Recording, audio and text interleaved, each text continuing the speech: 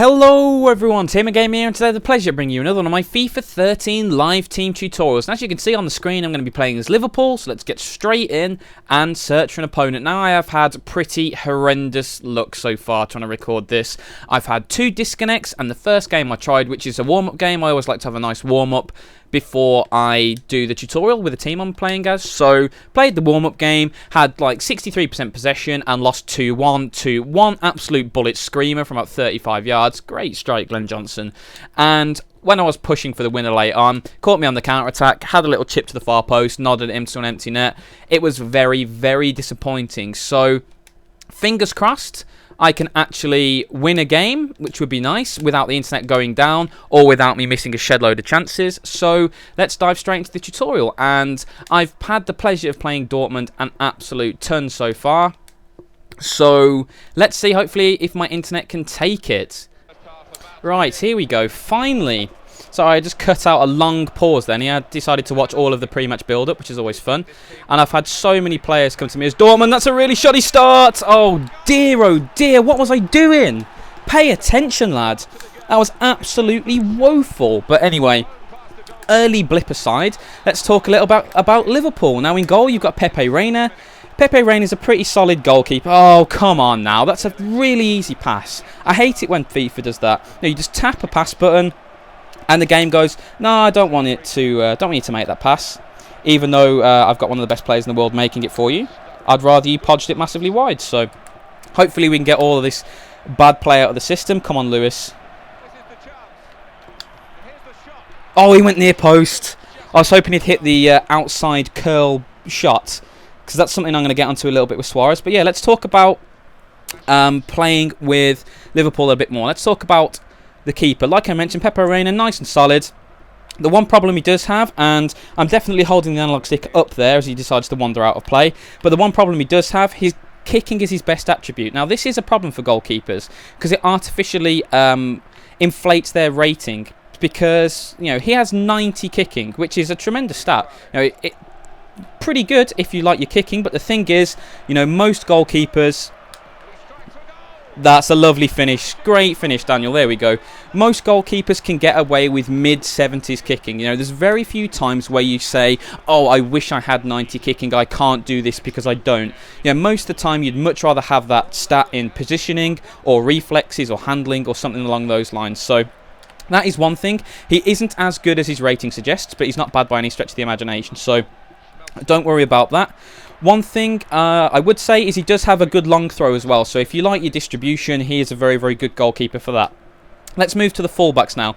Both Jose Enrique and Glenn Johnson are pretty much the same guy. You know, Glenn Johnson's a little faster. Jose Enrique's a little bit better technically. I think he has one more point in crossing. So when I say a little bit better, I really do mean only a little bit better. But they're practically the same. They're both good attacking fullbacks. They like to get forward. They can put chances, then create chances, sorry. Glenn Johnson's got a reasonable shot on him as well. So if you're in a bit of space in the box, don't be afraid to have a pop with Glenn Johnson. He's not bad at all. Oh, I tried to slip Gerrard in there. Just failed. Good tackle. What a challenge. Oh, ref. Come on now. You got his studs on the ball there. That was very harsh. Oh, bad. Come on, Stevie. Battle, son. Never mind. But anyway, yeah, they're both pretty good. No problems. Don't forget you're a 4.5-star team as well. So you don't have many players in other 4.5-star teams who are going to be better than that at fullback. So that's one good thing. Chances are you're going to have the best fullbacks in the game. And they're very, very solid. So no problems there. The next position, obviously, is centre-back. What a lovely move that is. Oh, he's put it over. He's put a finesse shot on his stronger foot over after quite simply an outstanding little bit of passing there. Oh, I'm so right. The good thing is at least I tore that guy apart with that little move, which is really, really nice. Now, centre-backs. You know, Skirtle and Agger, at first glance, they look solid but unspectacular. They're mid-80s rating. You might think, oh, they're nowhere near as good as, say, a Hummels or a Piqué or a Ramos. But the thing is, I'd say they're pretty underrated. Not because they've been given bad stats, but because the overall rating is a little misleading. Whenever you look at centre-backs, the attributes you've really got to pay attention to, and what a shocking cross that is, Lucas Leiva. The attributes you've really got to pay attention to are the stand tackle. Right, let's do the near post bail. Oh, nearly. Couldn't check inside because obviously the guy was right on my ass there. you've got to look at stand tackle, you've got to look at slide tackle, marking, heading accuracy, all of those. And in every single one of those, both centre-backs are very, very good. It's either mid-80s or high 80s across the board. So that's very, very nice. So you don't need to worry about them at all. And the good thing is, even though they've got a comparative lack of pace, so their pace is in the high 60s, I think both of them have pace.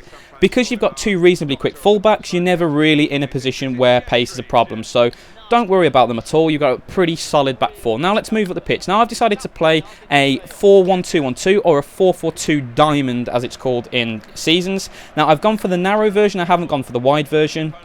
And this is because I'm playing both my wingers in positions where their stronger foot is on the inside, so I want them to check in, and I want my fullbacks to get round them as often as possible, because like I mentioned, Liverpool have two pretty attacking fullbacks who like to get forward. Oh, actually, have I? Let's have a shot with Suarez. Oh, Sturridge got the block on that, so he's offside. Oh, look at that. That was actually going quite close. Actually, I just need to check. I was supposed to put Downing on the right and Coutinho on the left, but if I haven't done that, never mind. They're still pretty useful there. Oh, he's backheeled it out of play.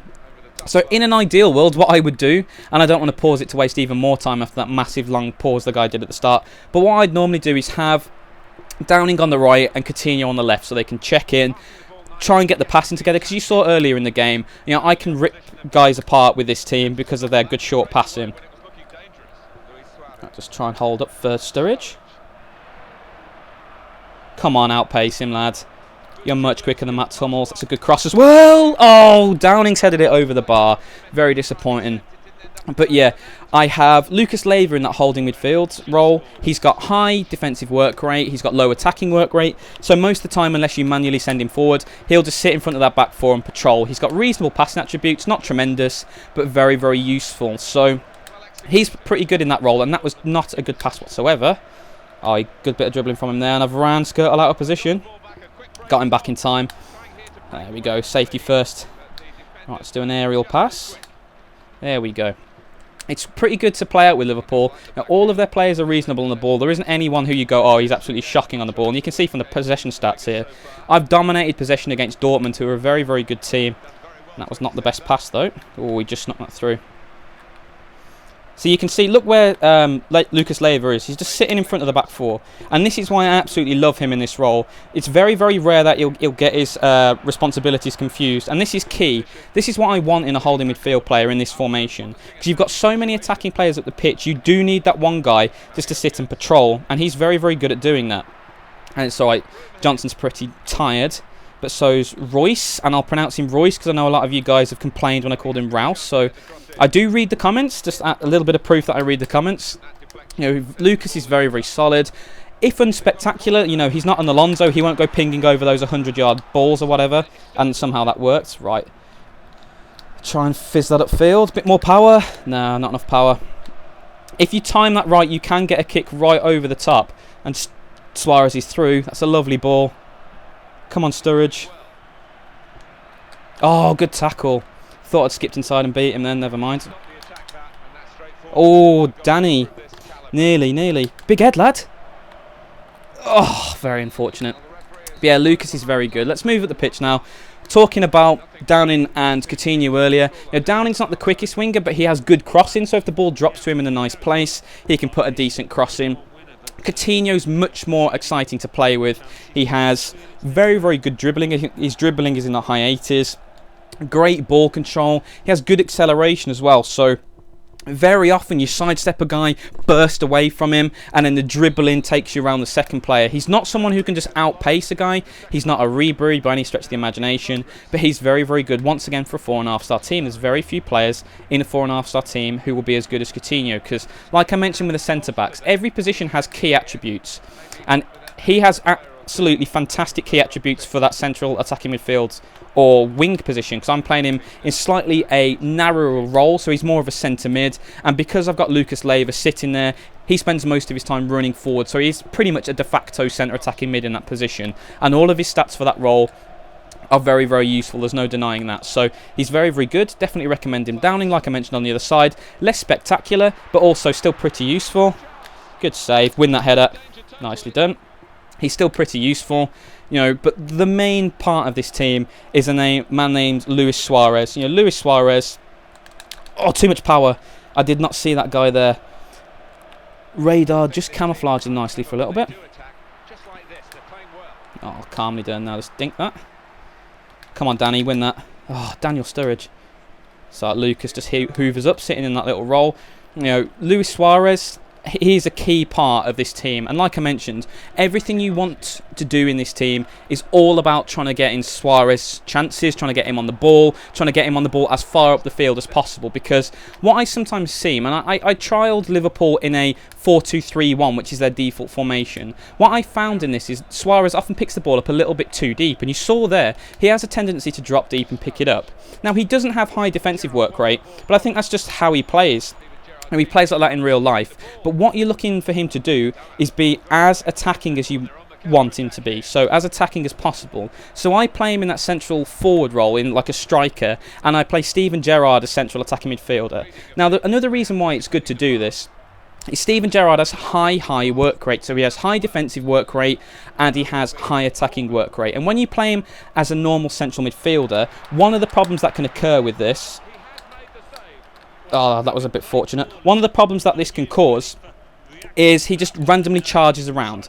And he doesn't have the best stamina. He has like 79 stamina, I think, off the top of my head.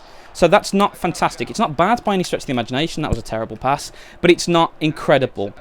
So what you're looking to do in this situation is by moving him up the field, he spends less time running back because he doesn't have the responsibility to do so. You know, he might have the high work rate, but because he's in a position which is much more attacking, he spends a lot less time running back and a lot more time just standing in that role. So it's pretty useful for him to do that. Oh, good tackle. Oh, good tackle again, Lucas Leiva.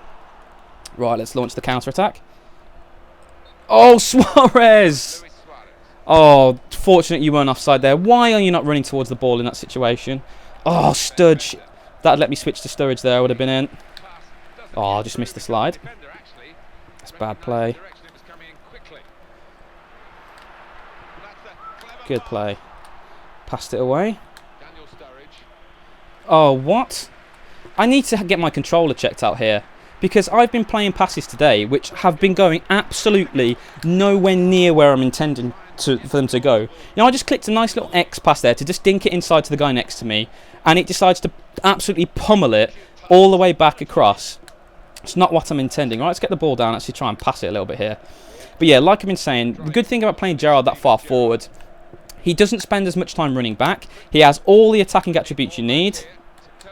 There we go. Suarez, no! Downing! Oh, deflected wide. Nearly. There we go. Got a little bit of passing going, created a decent chance there. Let's keep this up. Gerrard has great attributes as well in terms of attacking, and there we go. Finally take the lead. Now, he's got great long shots, he's got great shot power, great short passing, great long passing. So if you get the ball to him, he can create so much of the play, and this is the real important thing. Like I mentioned earlier, your entire aim of this team is to get the ball to Luis Suarez as much as possible. And when you have Gerrard in behind him, he will generate so much of the play. Oh, looks like it's a bit of a rage quit here. He might have disconnected. It's not looking promising. Hold. Come on, internet. No, internet's failed. Oh, how disappointing.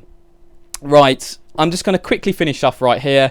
Like I mentioned, you want to get the ball to Gerrard so he can spray the passes for Suarez and for Sturridge. And you saw here, now I had a lot more success when I got the ball into the middle, drew those players out of position and spun it to the fullbacks going wide, or slotted it through to Sturridge and Suarez. You know, that's what you're looking to do in this formation. Now, unfortunately, I didn't get to show you the end of the game. It all came tumbling down in terms of the guy didn't want to face me after I went 2-1 up, which is a little disappointing, but what you're going to do. But hopefully you understood, you know, the way to play with Liverpool. I was trying to show you how to do that. And in the end, I managed to get a victory. So guys, I hope you've enjoyed this slightly shortened tutorial. I hope you've learned how to play with Liverpool. And as always, thanks for watching and have a great day.